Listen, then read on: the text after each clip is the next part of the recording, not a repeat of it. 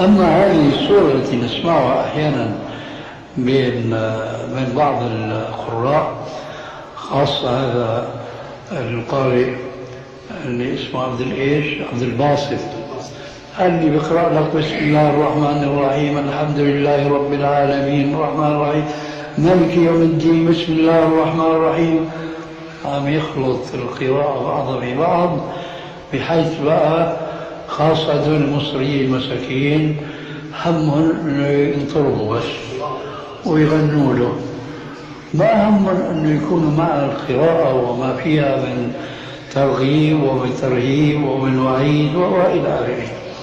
لعلي اجبتك. جزاك الله خير. لكن استيضاحها انا قلت يا اخي العزيز انه يستخدم هذه القراءات ليس للتعليم وانما للتعبد، فيقرأها في آن واحد، هذه الآية بقراءة كذا وهذه الآية بقراءة كذا. هذا جائز؟ لا ما هي جائز. جزاك الله. ليس جائز.